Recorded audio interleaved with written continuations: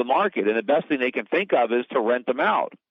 But, of course, as they rent them out and continue to accumulate them, the ultimate value is going to be lower and lower and lower because now they have a bigger inventory that they ultimately have to unload, and the more houses they're going to have to sell in the future, the less they're going to get for them because of supply and demand. In the meantime, somebody in the government is going to have to manage all that rental property, and that is going to be a gigantic nightmare. And, of course, the government never does anything efficiently. If the government is going to be managing tens of thousands of single-family homes that they're renting out, it's going to cost a fortune. Think about the maintenance. I mean, a lot of these homes that they're going to end up owning and renting back, these are homes where the homeowners are underwater on their mortgage. They're already in default. They can't qualify for government, workouts. They probably haven't spent a nickel on maintenance in the last several years. These places probably need a lot of work. And the minute the government becomes the landlord, it's the taxpayer that's going to have to fix all those leaky roofs and fix those the radiators and the toilets and the dishwashers and all that stuff. And what's it going to cost the government to make all those repairs? You remember all those $500 toilet seats in the military? Imagine the government having to get new toilets for all these single-family homes. You stated that the message also sent to everyone from this is stop paying your mortgage and go through the foreclosure process, living for free, and then get a cheap rental rate and force the government to fix your home. Exactly. I mean, why would you want to do? I mean, especially, if you're paying $2,000 a month right now in your mortgage, and your mortgage is for $300,000, let's say, and your house is only worth $175,000. Why are you paying that mortgage when you can just rent the house from the government for maybe $800 a month? And not have to pay the property tax. And the minute you've got the government as your landlord, now you can fix all those things that you haven't had the money for all these years because the government's got to do it. There are a lot of benefits to being a renter versus being an owner. I mean, there's some benefits to owning a place, but for most people, renting makes a lot more sense economically because it's a lot cheaper.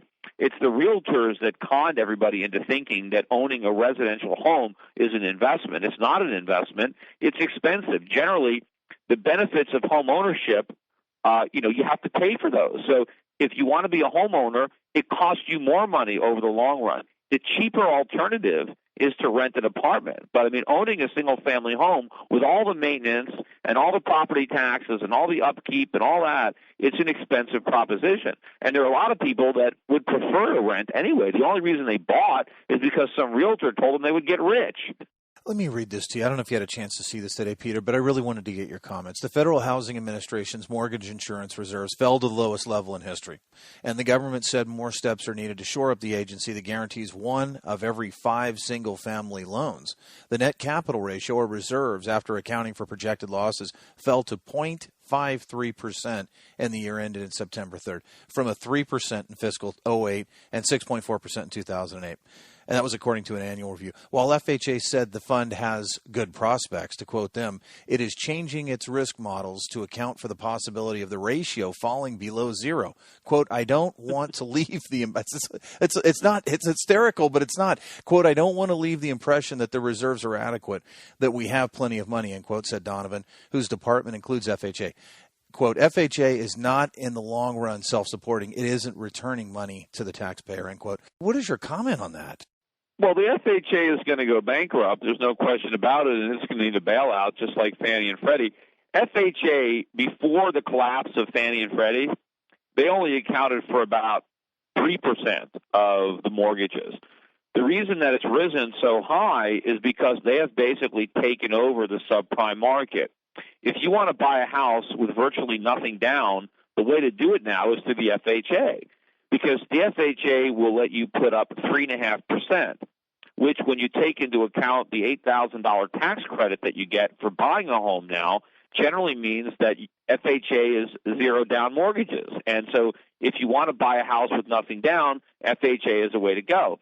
And, of course, we learned our lesson that when people have nothing to lose, they often don't pay their mortgages. And so the default rates on these FHA mortgages are going to be astronomical because the people who live in these houses have no skin in the game.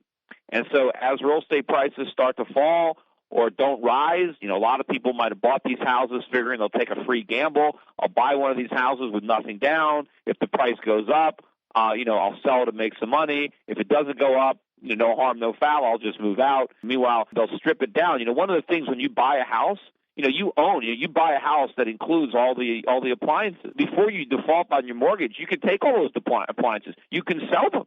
You can make money. You can sell the fixtures. You can sell the plumbing. That often happens when homes go into foreclosure is they get gutted first by their owners because they salvage value. But, these houses are going to be a mess. And, of course, they're also the people who are buying them.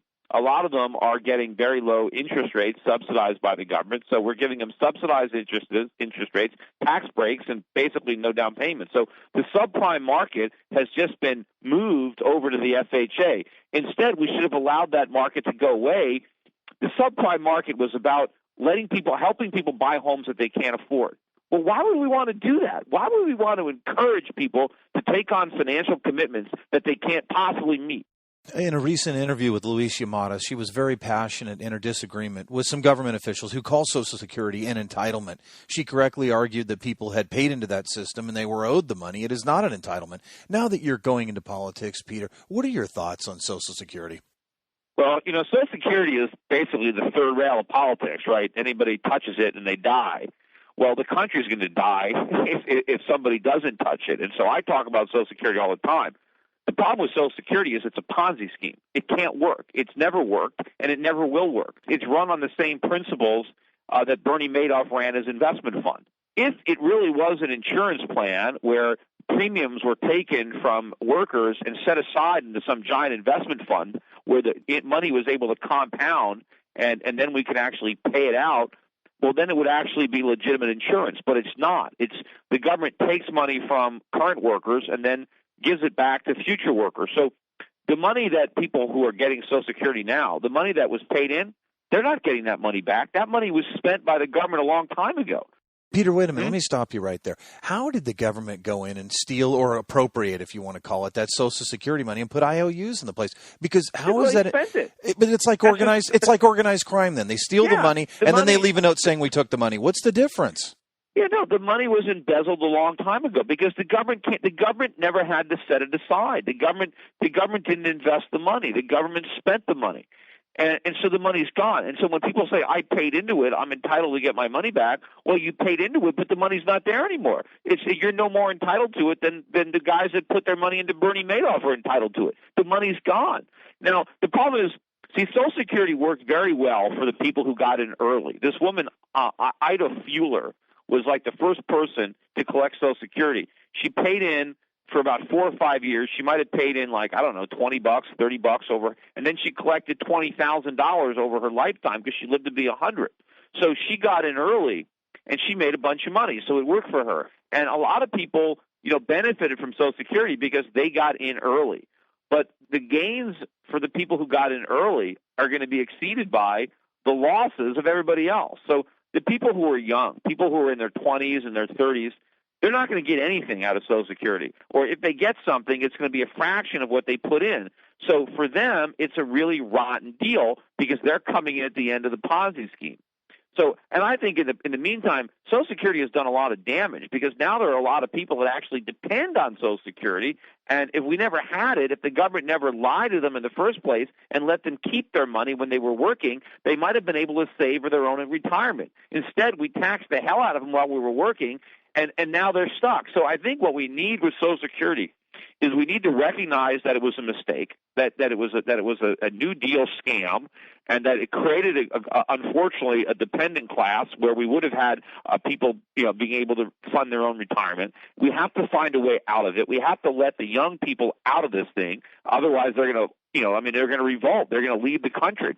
So we've got to phase this thing out. But what we have to do is try to, make sure that the people who unfortunately now absolutely depend on Social Security, they still have something. We just can't, kick them out of the street, but we've got to wind it down. And there are a lot of people that are collecting Social Security checks that really don't need it. They use the Social Security money to pay the dues at the country club. Meanwhile, they sit on a house without a mortgage. They've got other assets. You know what?